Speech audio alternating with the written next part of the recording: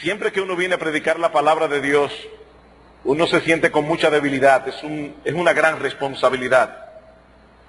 Cuando uno va a exponer un texto como el de hoy, entonces no solamente nos sentimos débiles, insuficientes, sentimos realmente la necesidad de la gracia de Dios operando, no solamente en mí, sino también en todos ustedes como oyentes. Yo sé de antemano que el diablo tratará de distraer a algunos. Si es posible distraerlos a todos. Vamos a orar a Dios que de ninguna manera Él se salga con la suya. Que la palabra de Dios hoy pueda ser predicada con poder. Que el Espíritu Santo se mueva entre nosotros de una forma tan maravillosa que nosotros podamos ver milagros en medio nuestro hoy, en esta hora. Pero vamos a pedírselo a Dios en oración. Vamos a orar. Padre bueno que estás en el reino de los cielos, al acercarnos en esta mañana delante de ti, estamos tan conscientes, oh Señor, de nuestra propia debilidad. Tú conoces aún, Señor, el cansancio físico que puede haber en nuestro cuerpo y en nuestra mente. Pero nosotros sabemos que tu poder se perfecciona en la debilidad. Nosotros queremos ver eso hoy manifestado en medio de esta iglesia. Nosotros queremos ver tu poder obrando, edificando a creyentes y salvando a pecadores. Señor, bendice tu palabra en esta mañana. En una forma especial te lo pedimos. En Cristo nuestro Salvador. Amén. Siempre que nosotros pensamos en personas a quienes se les puede atribuir adjetivos como excelso, majestuoso, reverente, también solemos conectar esos adjetivos con distante, inaccesible. Distante e inaccesible. Una persona que posea tales atributos, una persona que sea reverente, majestuosa, grandiosa, seguramente no pondrá atención en seres comunes y corrientes como nosotros.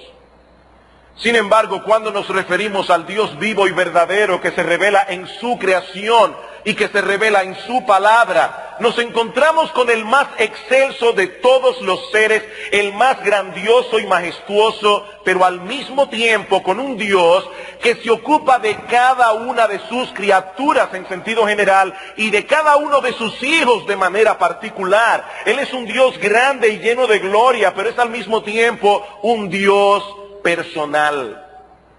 Y esa es la imagen que el salmista nos presenta de Dios en el Salmo 139, que nosotros comenzamos a estudiar la semana pasada. Aquí vemos al salmista alabando a Dios por algunos de sus atributos. Y para aquellos que esta palabra no les sea familiar, atributo es una característica de alguien que lo lleva a ser lo que Él es. Cuando hablamos de los atributos de Dios, nos referimos a aquellas características que hacen que Dios sea Dios. Y el salmista está planteando aquí, está alabando a Dios por algunos de sus atributos, comenzando por la omnisciencia de Dios. Versículos 1 al 6. Oh Jehová, tú me has examinado y conocido, tú has conocido mi sentarme y mi levantarme, has entendido desde lejos mis pensamientos, has escudriñado mi andar y mi reposo, y todos mis caminos te son conocidos, pues aún no está la palabra en mi lengua, y he aquí, oh Jehová, tú la sabes toda. Detrás y delante me rodeaste, y sobre mí pusiste tu mano.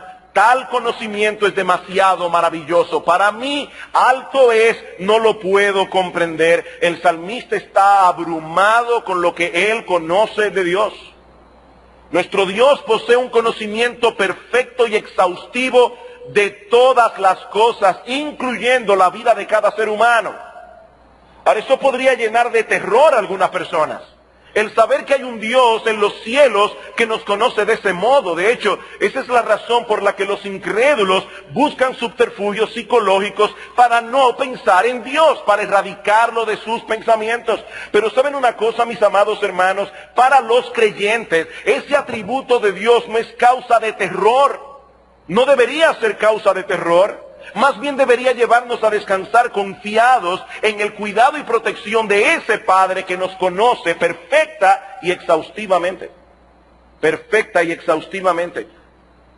Que un enemigo conozca cosas de nosotros es terrible. Pero mis hermanos, el conocimiento que Dios tiene de nosotros nunca lo usará para hacernos daño. Él usa este conocimiento para hacernos bien. El salmista se siente protegido al estar en las manos de un Dios que lo conoce tan íntimamente, pero que al mismo tiempo ha hecho un pacto con su pueblo de no volverse atrás de hacernos bien. Ahora, ¿cómo es que Dios puede conocernos de ese modo? ¿Cómo es que Él puede tener tanta información de cada una de sus criaturas? Bueno, eso es lo que el salmista pasa a explicar en los siguientes versículos. El Señor nos conoce perfecta y exhaustivamente, en primer lugar, porque Él es omnipresente.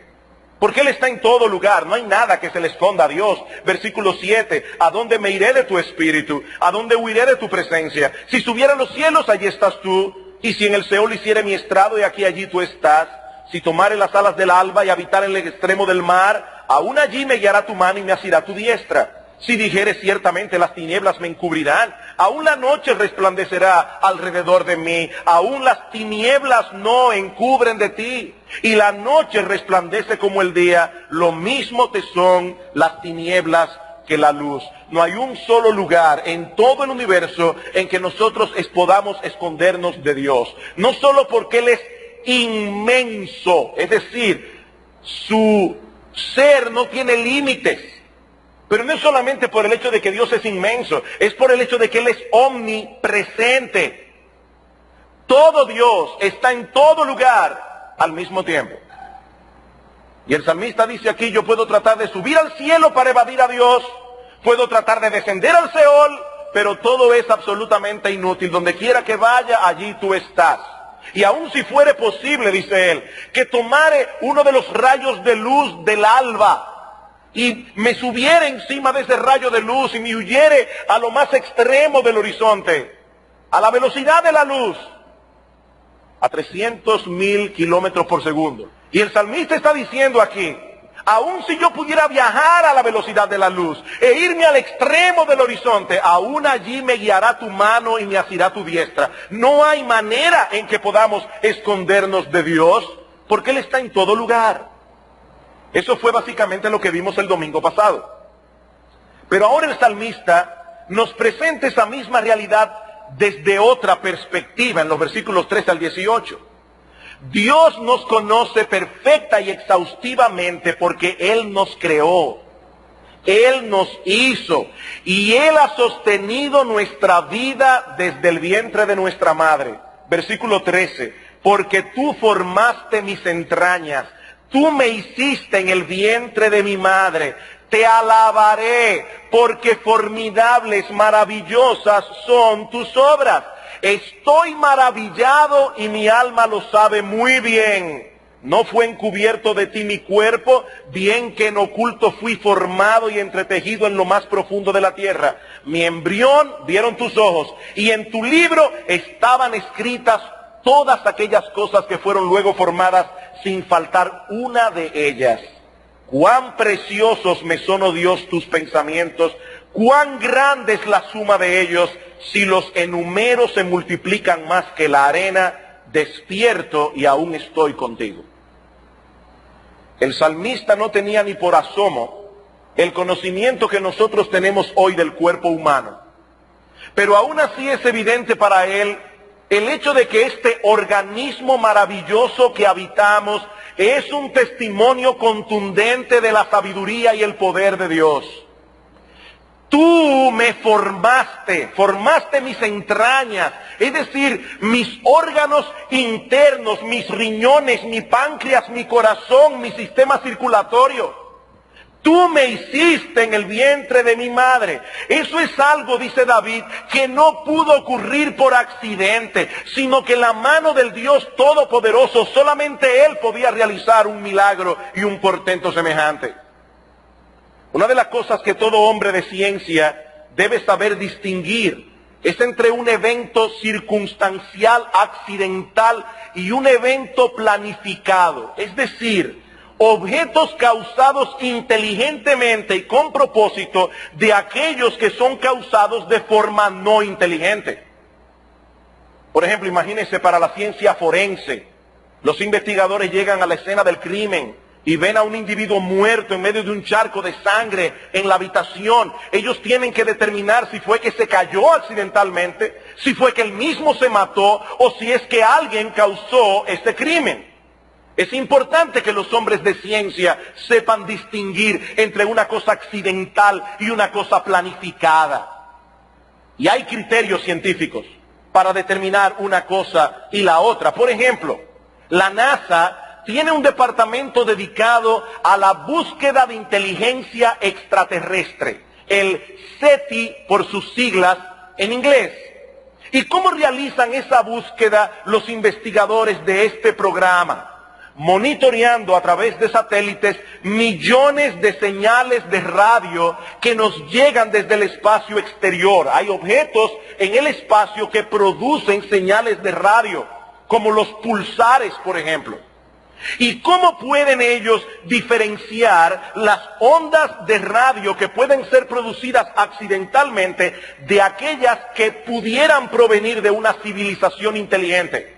Bueno, los investigadores del SETI esperan encontrar algún día una secuencia o patrón de señal lo suficientemente compleja como para determinar que tiene que haber sido producida intencionalmente. Ahora, debemos decir que hasta ahora no han logrado absolutamente nada, a pesar de todos los millones y millones de dinero, de dólares que se invierte en ese programa.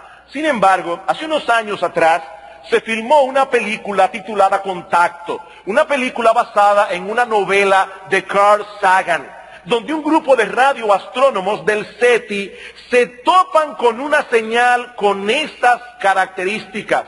Se trataba de una sucesión de 1186 pulsos y pausas que representaban los números primos desde el 2 hasta el 101. Para aquellos que salimos de la escuela hace ya un tiempito, les quiero recordar que los números primos son aquellos que solo se pueden dividir por sí mismos o por la unidad. En el caso de la película, las señales que estaban recibiendo a través de pulsos y pausas llevaban una secuencia perfecta de números primos. Por ejemplo, en el caso del número 2 era pulso, pulso, pausa. En el caso del número 3 era pulso, pulso, pulso, pausa. En el caso del número 5 eran 5 pulsos, una pausa y así sucesivamente.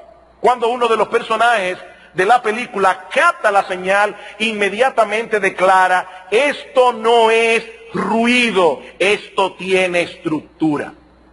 ¿Ven el punto? Esto no es ruido, esto tiene estructura. Hay un patrón allí que no puede explicarse apelando a causas accidentales.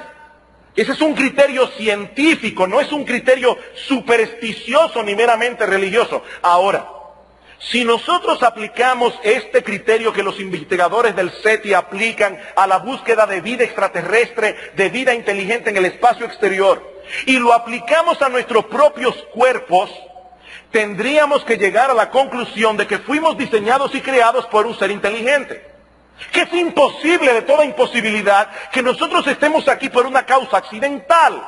Por ejemplo, el ADN, el famoso ácido desoxirribonucleico, que no es otra cosa que un ácido nucleico que contiene las instrucciones genéticas que necesitan los seres vivos para desarrollarse y funcionar. ¿Y qué es el ADN? Bueno, el ADN es como un alfabeto, donde las letras se encuentran en una secuencia específica para formar palabras. Y esas palabras se encuentran en una secuencia específica para formar oraciones. Y todas esas oraciones transmiten información con un mensaje muy preciso que luego se traduce en los rasgos de la cara, el color de la piel, el tipo de cabello y un montón de cosas más. Un biólogo dice lo siguiente: recientemente se ha comprobado que el ADN posee la misma estructura que un lenguaje. Por eso Francis Collins, que es el individuo que hoy dirige el proyecto del genoma humano y que era ateo, ahora es creyente. Y él le llama al genoma el lenguaje de Dios. Este es un científico que no fue deshonesto con la información. El lenguaje de Dios. Sigue diciendo este biólogo, una sola célula humana contiene 4 veces más información que los 13 tomos de la Enciclopedia Británica. Una sola célula humana. Y no debemos olvidar que cada cuerpo humano está compuesto de unas 100 billones de células. Mis amados hermanos y amigos que están aquí en esta mañana, si nosotros pudiésemos poner en fila todos los cromosomas de todas las células de un solo cuerpo humano, abarcaría unos 60.000 millones de kilómetros. De un solo ser humano.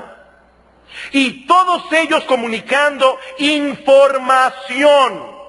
Lo que están buscando los investigadores del SETI en el espacio exterior, lo tienen dentro de sí.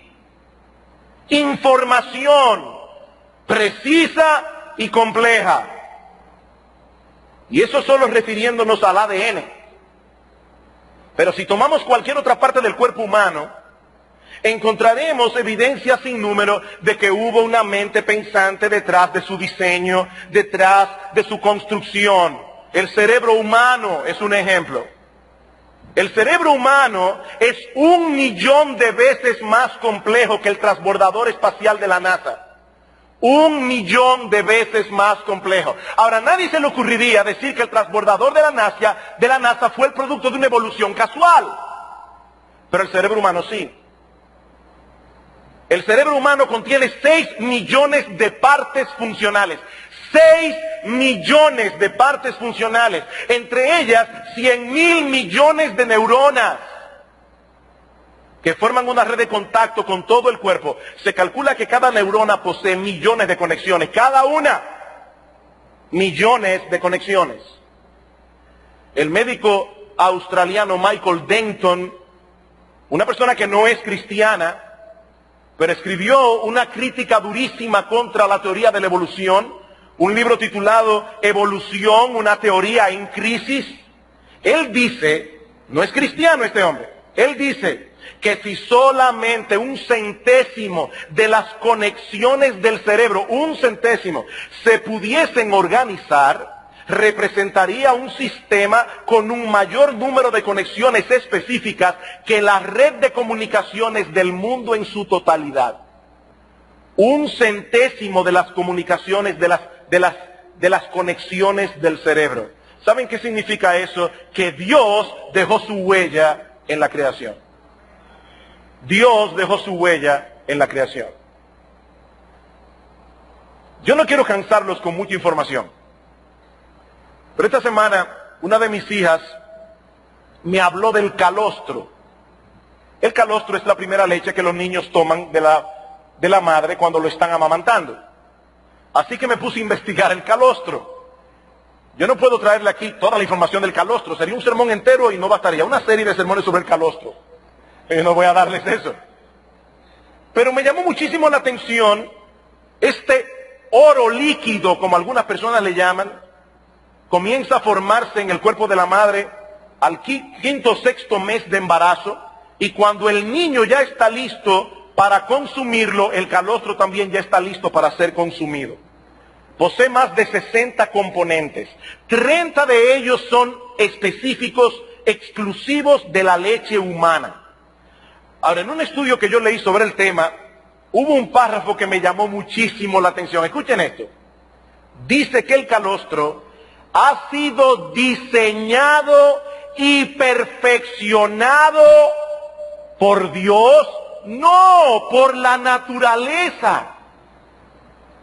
La madre naturaleza lo hizo solita. Perfeccionó esa leche para bebés humanos. Dicen estos autores, muchos de estos componentes están presentes en pequeñísimas cantidades y la complejidad de su interrelación es sorprendente. Se vinculan unos con otros para trabajar unidos y ayudar al bebé a responder adecuadamente a microbios, virus y hongos. Y otro detalle interesante de esta sustancia es que tiene el mismo sabor que el líquido amniótico. el mismo sabor. Y proporciona al recién nacido, que ya está acostumbrado, dice este autor, a probarlo en el periodo fetal, un sentimiento de seguridad, pues percibe que existe una continuidad entre lo que probaba cuando estaba en el vientre de su madre y la nueva vida que le aguarda. Qué sabia es la madre naturaleza. Qué sabia. Mis hermanos y amigos que están aquí en esta mañana, todo luce indicar que aquí hay un diseño. Un diseño. El que diseñó al bebé, también diseñó a la madre. Y por eso puede proveerle a través de la madre lo que ese bebé necesita cuando nace. Sin embargo, a pesar de toda esta complejidad y de todos estos mecanismos perfectamente adaptados para lograr un fin, muchos prefieren seguir pensando que nuestra existencia no es más que un accidente afortunado. ¿Saben para qué? Para no tener que postrarse ante Dios y decir como el salmista, tú me formaste, tú me hiciste en el vientre de mi madre. Uno de los ateos más furibundos de nuestra generación se llama Richard Dawkins. Y en uno de sus libros más conocidos, titulado El relojero ciego, él comienza diciendo lo siguiente. Oigan esto. La biología, dice Dawkins, es el estudio de cosas complicadas que dan la apariencia de haber sido diseñadas para un propósito. Dan la apariencia, pero no, eso es solo una ilusión. Eso es solo una ilusión. Y Francis Crick, galardonado con el premio Nobel y co-descubridor de la estructura del ADN, dice, los biólogos deben tener en mente constantemente que lo que ellos ven no fue diseñado, sino más bien evolucionado. Ahora yo me pregunto, ¿por qué los biólogos tienen que estarse recordando todo el tiempo que lo que están estudiando no fue diseñado? Por la sencilla razón de que todas las evidencias apuntan hacia un diseño inteligente. Y ellos tienen que estarse recordando todo el tiempo, no, esto parece que fue un diseño, pero no, de ninguna manera. Ahora déjenme decirles algo, cuando ellos hablan así, ya se quitaron el ropaje de científico y se vistieron de religiosos. Esa ya no es una declaración científica, es una declaración religiosa. Ellos por fe parten de la premisa de que Dios no existe. Y cuando se topan con la evidencia, ellos tienen que buscarle cualquier explicación. Por eso dice Pablo que la ira de Dios se revela desde el cielo contra toda impiedad e injusticia de los hombres que detienen con injusticia la verdad. ¿Y por qué está Dios airado con el hombre? Porque lo que de Dios se conoce les es manifiesto, pues Dios se lo manifestó, porque su eterno poder y deidad se hacen claramente visibles por medio de las cosas hechas, de modo que no tienen excusa. Pues habiendo conocido a Dios, no le glorificaron como a Dios ni le dieron gracias, sino que se envanecieron en sus razonamientos y su necio corazón fue entenebrecido. Todo el problema está en que yo quiero ser Dios y yo no quiero adorar dioses ajenos. Yo no quiero dioses ajenos delante de mí. La mentira del diablo, seréis como Dios. El hombre la creyó. Y cuando Dios se presenta como el soberano, el único Dios vivo y verdadero, digno de toda honra, gloria y honor, digno de toda obediencia, el hombre dice, no, yo tengo que buscar otra explicación. Ahora, hermanos, yo me pregunto, ante toda esta información que hemos estado recibiendo en esta mañana, ¿qué de nosotros? ¿Qué de nosotros los cristianos? ¿Estamos tan conscientes de ese poder que Dios desplegó en la creación de su cuerpo, de nuestro cuerpo? Nuestro cuerpo. Eso es algo que está ahí frente a nuestros ojos. ¿Para qué? O para que nosotros podamos aprender a confiar en Dios y para que le alabemos constantemente con entendimiento. ¿Qué dice el salmista en el versículo 14? Te alabaré porque formidables, maravillosas son tus obras. La versión de las Américas lo traduce, te alabaré porque asombrosa y maravillosamente he sido hecho. Y sigue diciendo, maravillosas son tus obras y mi alma lo sabe muy bien. El salmista no necesitaba una clase de biología para darse cuenta de que su cuerpo era una obra maestra de ingeniería diseñada inteligentemente con un propósito. Eso era algo, dice el salmista, que su alma lo sabía muy bien. Por eso es que Pablo dice en Romanos que el hombre incrédulo lo que hace constantemente es detener con injusticia la verdad. Su alma le da testimonio de una cosa, pero él resiste esa verdad.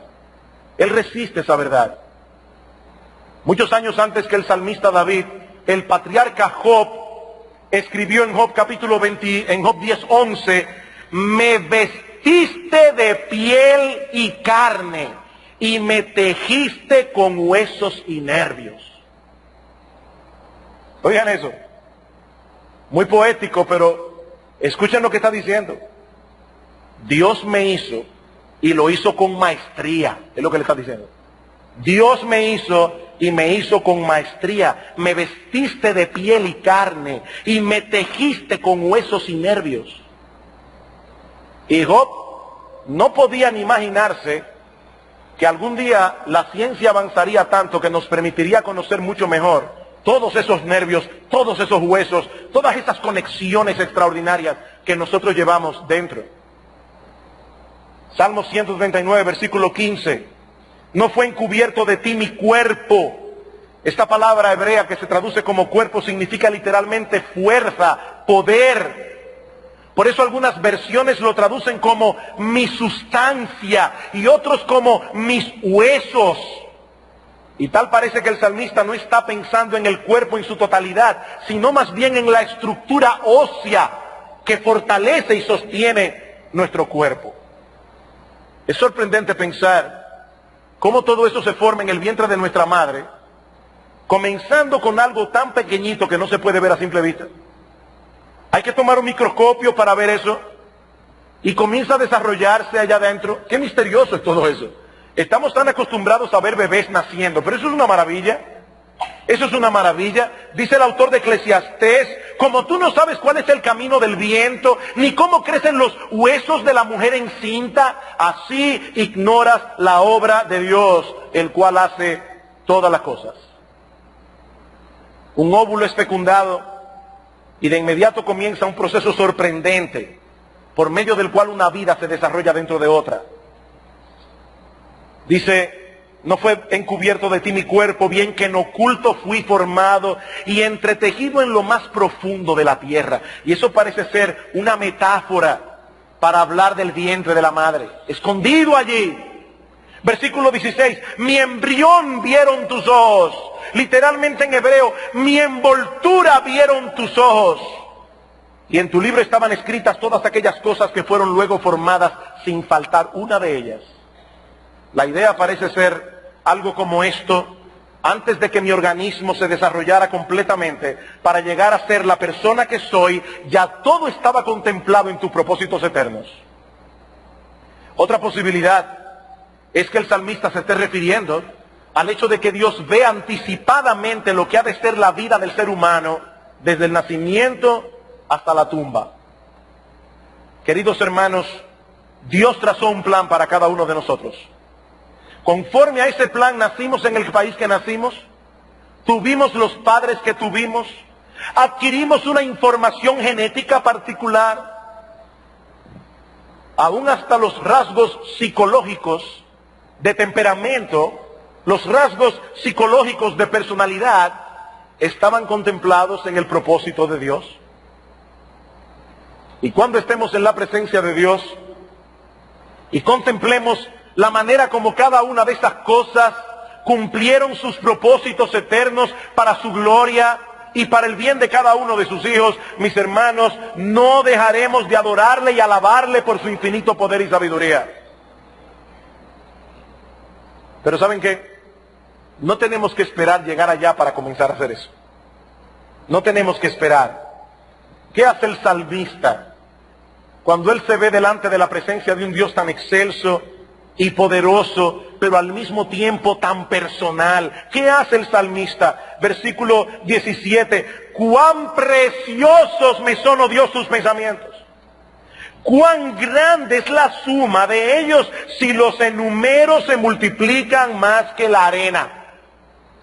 Es como si el salmista estuviese diciendo, si algún ser humano quisiera poner en un libro todos los detalles que estuvieron envueltos en la formación de nuestros cuerpos, mis hermanos, los libros no cabrían en el planeta Tierra. No cabrían. ¿Cuántos trazos hay en los planos de Dios? Claro, no existen planos del diseño del cuerpo humano, todo eso está en la cabeza de Dios. Pero si nosotros pudiésemos traducir esa mente y lo pusiésemos en planos de papel, mis hermanos y amigos, los planos no cabrían en el mundo. Eso es lo que el salmista está diciendo. Me pongo a pensar en ti, oh Dios, y en todas las cosas que tú has hecho, solamente en mi cuerpo. Y los pensamientos se multiplican más que la arena. En el Salmo 45 dice, has aumentado, oh Jehová Dios mío, tus maravillas y tus pensamientos para con nosotros. No es posible contarlos ante ti. Si yo anunciare y hablare de ellos, no pueden ser enumerados. La última línea del versículo 18 es difícil de interpretar. Él termina diciendo, despierto y aún estoy contigo. Despierto y aún estoy contigo. ¿A qué se refiere el salmista? Bueno, puede ser una de dos cosas. Él puede estarse refiriendo al hecho de que cuando él se acuesta pensando en Dios y en todo lo que él ha hecho, y despierta y continúa meditando exactamente en lo mismo.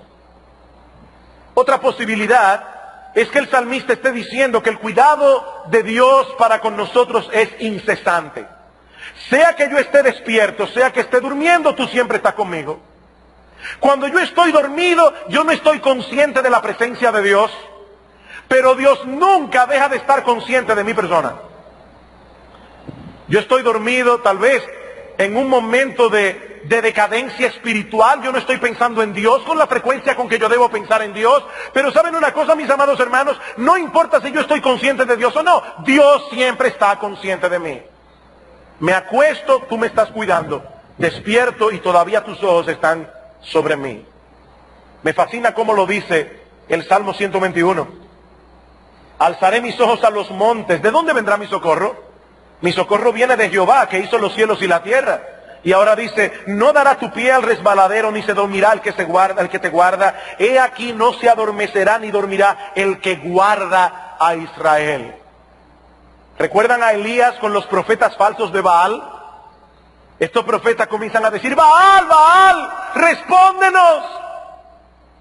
Haz que descienda fuego del cielo, Baal, para que consume el holocausto. Y Elías le decía, griten más duro, que tal vez Baal está durmiendo una siesta. No, nuestro Dios no duerme. Su cuidado sobre nosotros es incesante. Incesante. Hermanos, ¿qué nos enseña este salmo? Esta porción del Salmo 139. ¿Qué lecciones prácticas nosotros podemos derivar de allí? Bueno, quiero sugerirles por lo menos 4. En primer lugar, este salmo nos humilla. En primer lugar, este salmo nos humilla. Mis hermanos y amigos que están aquí en esta mañana, cuando nosotros comparamos nuestro entendimiento de las cosas con el conocimiento de Dios, de inmediato nos damos cuenta de que aún el más inteligente de los hombres y el que más conocimiento haya podido acumular a lo largo de toda su vida, en realidad ese hombre no tiene nada de qué gloriarse. Nada de qué gloriarse. Nuestro cerebro solo es capaz de contener una pequeña gota, muy pequeña, del océano del conocimiento que hay en la mente de Dios. En otras palabras, mis amados hermanos y amigos que están aquí en esta mañana, nuestra ignorancia es asombrosa. Nuestra ignorancia es asombrosa. Y eso es algo que viene a ser más evidente en la misma medida en que conocemos más cosas. Solamente el hombre estrecho de mente puede enorgullecerse de su conocimiento. Un hombre estrecho de mente. Él es tan estrecho, su universo es tan corto, que él cree que ya lo sabe todo porque puede mirar de aquí a aquí. Pero decía ese gran predicador del siglo XIX, Charles Spurgeon, mientras más ancha es la luz, más anchas son las tinieblas que la circundan. Mientras más tú sabes, más sabe que no sabes muchísimas cosas que ni siquiera sabe que no sabes. En palabras más sencillas, hay un montón de cosas que nosotros ignoramos, que aún ignoramos que las ignoramos. ¡Qué ignorancia! Ahora, ese conocimiento de nuestra ignorancia no solamente es un antídoto contra el orgullo. Mis amados hermanos, nosotros debemos usar eso para alabar a Dios. Para alabar a Dios. Cuando Pablo estaba disertando acerca de la mente de Dios, diseñando la redención humana, ¿qué dice en Romanos capítulo 11, versículo 33? ¡Oh, profundidad de las riquezas de la sabiduría y de la ciencia de Dios! ¡Cuán insondables son sus juicios e inescrutables sus caminos! Porque ¿quién entendió la mente del Señor? ¿O quién fue su consejero? ¿O quién le dio a él primero para que le fuese recompensado? Respuesta: nadie, porque de él, por él y para él son todas las cosas. A él sea la gloria por los siglos. Amén. En segundo lugar, este salmo debe ser para nosotros un gran consuelo. Un gran consuelo. Y esto por lo menos por 3 razones. Yo pudiera encontrar más, pero por lo menos por 3 razones. Por un lado, mis amados hermanos, es un consuelo saber que Dios nos conoce perfectamente y aún así nos ama. Eso es un consuelo. Dios nos conoce perfectamente y aún así nos ama. Con un amor tan grande que estuvo dispuesto a entregar a su propio Hijo para que nosotros pudiésemos obtener el perdón de todos nuestros pecados y plena reconciliación con Él. ¿Saben algo, mis hermanos? Dios no sufre decepciones. A veces nosotros conocemos a una persona, confiamos en ella y nos traiciona, nos decepciona. Dios no sufre decepciones. Cuando Él nos escogió en Cristo para salvación, desde antes de la fundación del mundo, Él ya sabía de antemano todos nuestros pecados. Él conocía de antemano todas nuestras debilidades, pero aún así nos escogió por el puro afecto de su voluntad. Por el puro afecto de su voluntad.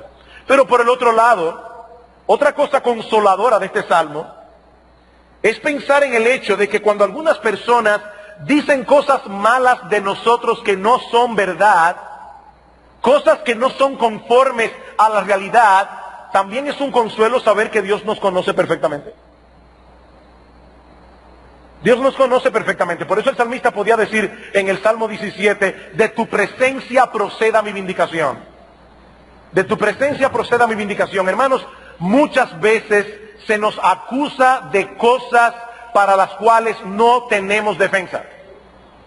No nos podemos defender. No nos podemos defender. Y nosotros tendremos que descansar confiados en el Dios que todo lo sabe. Y tendremos que venir delante de Dios y decir: Señor, yo no puedo convencer a este hermano, yo no puedo convencer a esta persona de que lo que está diciendo no es así. Sobre todo cuando comienzan a juzgar las motivaciones de uno. ¿Cómo uno defiende eso? No, tú hiciste eso por orgullo. ¿Qué le vas a decir? No, yo sí soy humilde. ¿Qué le vas a decir? No hay manera de defenderlo. Ah, pero podemos decir: Señor, tú me conoces. Tú me conoces. De ti proceda mi defensa, mi vindicación.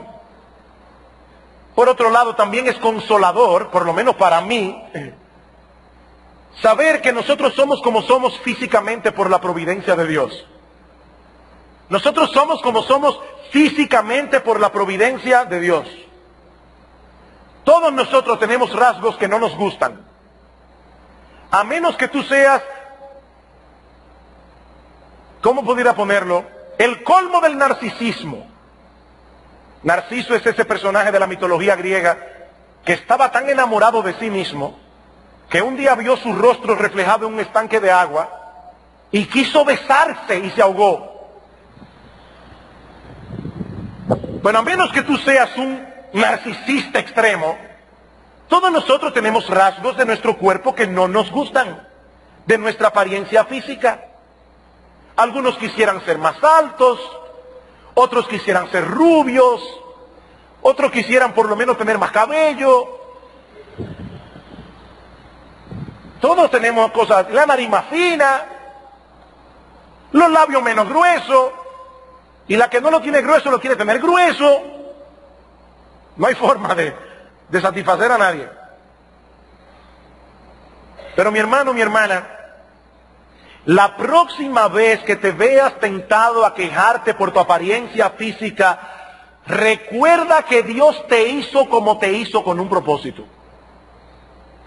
En tu libro estaban escritas todas aquellas cosas que fueron luego formadas, sin faltar una de ellas. Dios te hizo como te hizo con un propósito. Y aunque pueda haber un rasgo aquí o allá de tu cuerpo que definitivamente no te guste, mi hermano, mi hermana, el diseño de tu cuerpo sigue siendo algo extraordinariamente maravilloso. Que no te guste la envoltura es una cosa, pero el diseño de tu cuerpo es algo extraordinariamente maravilloso, por lo que debes alabar a Dios como hace el salmista en el Salmo 139. El salmista no estaba alabando a Dios diciendo, wow, Señor, qué Adonis. No, ese no es el punto. Ese no es el punto. Lo que él está diciendo aquí es, Señor, pero qué sabio eres tú. ¿Cómo fue que tú pudiste hacer todas esas conexiones? Eso es lo que lleva al salmista a alabar a Dios. En tercer lugar, este salmo nos enseña que el aborto es un acto criminal. Este salmo nos enseña que el aborto es un acto criminal.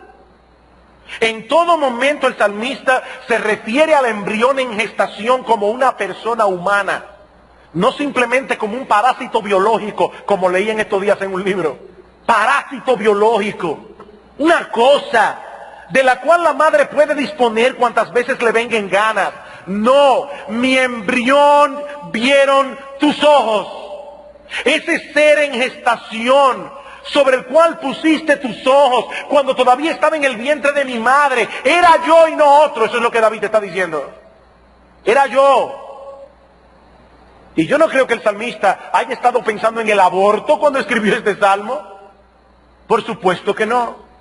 Pero lo que él dice aquí acerca del embrión en gestación es sumamente pertinente para esta discusión.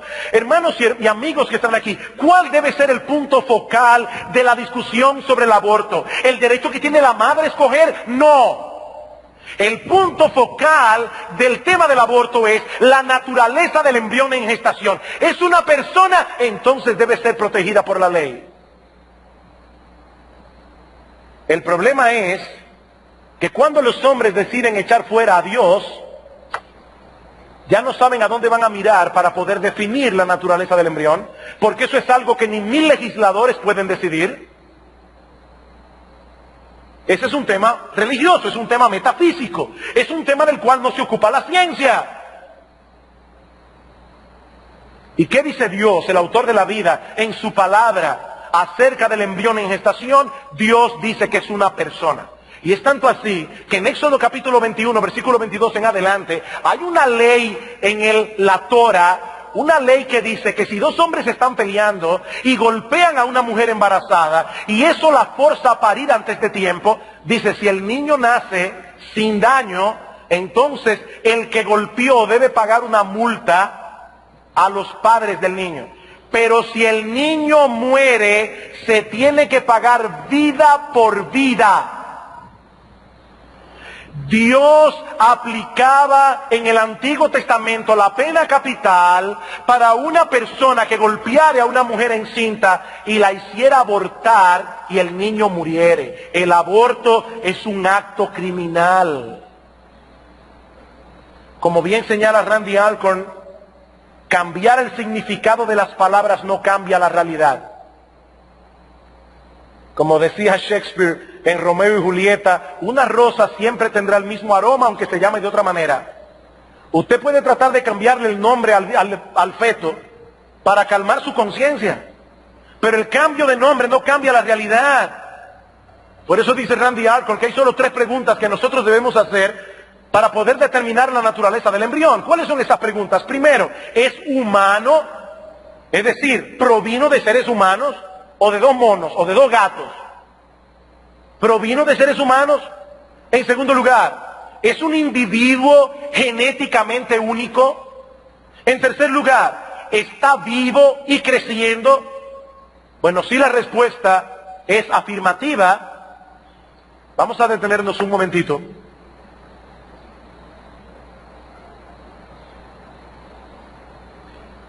Ya hay personas ocupándose del caso.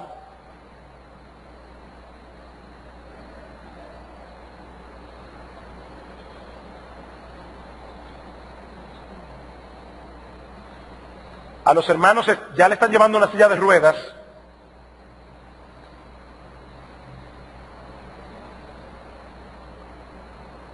¿Todo bien, Yuri? Hermano, yo sé que esto distrae, pero por favor pongan atención.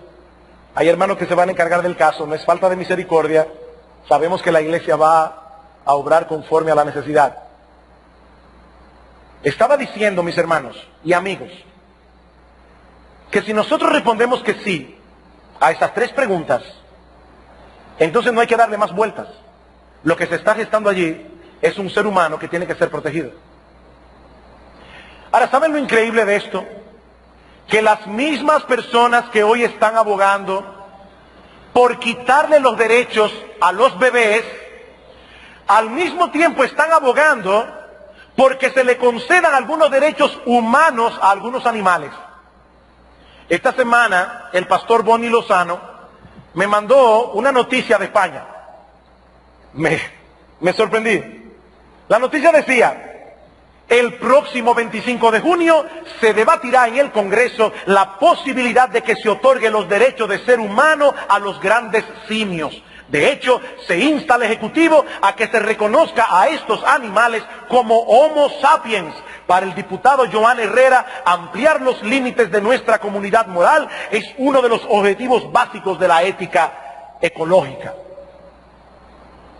O sea, los niños pueden ser fulminados en el vientre de la madre, pero a los simios hay que protegerlos. Profesando ser sabios, se hicieron necios. Ese es el resultado de haber perdido de vista la naturaleza y dignidad del ser humano como un ser creado a la imagen de Dios. En cuarto lugar y finalmente, este salmo nos muestra que los incrédulos no tendrán excusa en el día del juicio.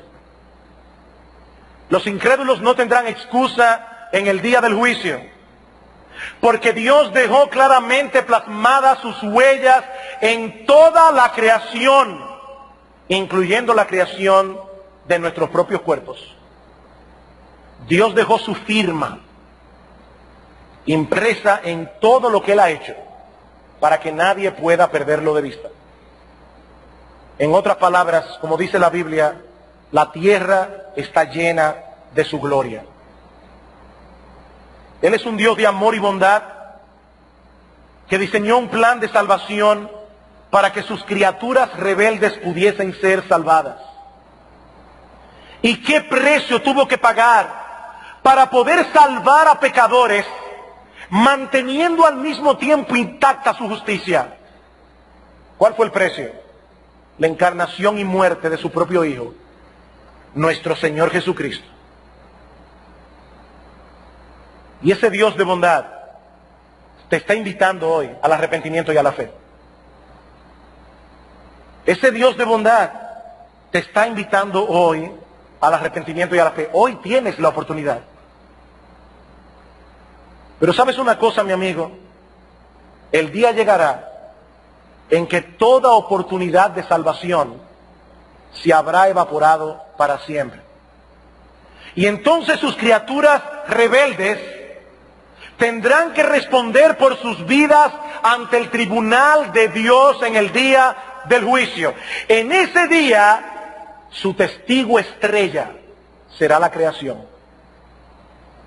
Su testigo estrella será la creación. Y nadie podrá alegar ignorancia nunca más. Nunca más. Mi amigo, me duele en el corazón profundamente. Solo Dios sabe cuánto. Pensar en el hecho de que ya muchos perdieron esa oportunidad. Ya muchos perdieron esa oportunidad.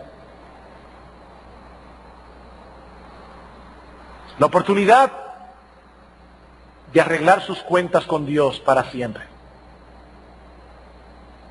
Pero todavía hay tiempo para ti. Todavía hay tiempo para ti. No sigas poniendo en riesgo la salvación de tu alma cuando puedes encontrar en este mismo instante el perdón de todos tus pecados, confiando en Cristo y solo en Cristo, en su persona y en su obra de redención. Entonces, los atributos de Dios dejarán de ser un terror para ti. Dejarán de ser un terror para ti. Ya no tendrás que seguir escondiéndote en los vericuetos psicológicos de tu mente, nunca más. Porque ese Dios omnisciente, ese Dios omnipresente, ese Dios todopoderoso, vendrá a ser tu Padre desde hoy y para siempre, por los siglos de los siglos. Que Dios tenga misericordia. Vamos a orar.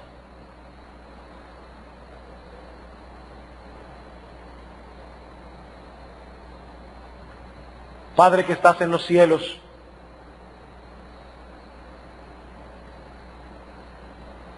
Señor y Dios todopoderoso, cuán grande eres tú, cuán sabio, cuánto poder desplegado en tu creación. Señor, mira a tus hijos que se encuentran congregados en esta mañana. Ayúdalos, oh Dios,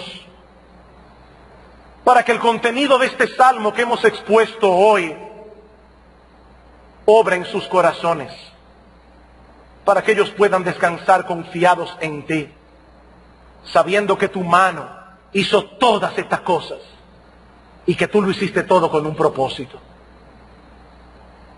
Pero Señor, mira a aquellos que están aquí sin Cristo. Padre que estás en los cielos, en el nombre de Cristo te suplicamos que tengas de ellos misericordia. En el nombre de Cristo te pedimos que abras los ojos de los ciegos. En el nombre de Cristo te pedimos, oh Señor, que ninguno de los pecadores que están aquí en esta mañana, algún día abran sus ojos en el infierno, sabiendo que ya no tienen esperanza. Señor y Dios, usa tu palabra, Señor, usa el Evangelio para salvar a pecadores.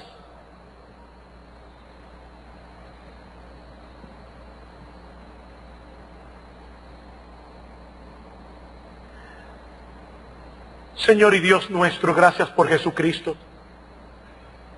Gracias por su encarnación.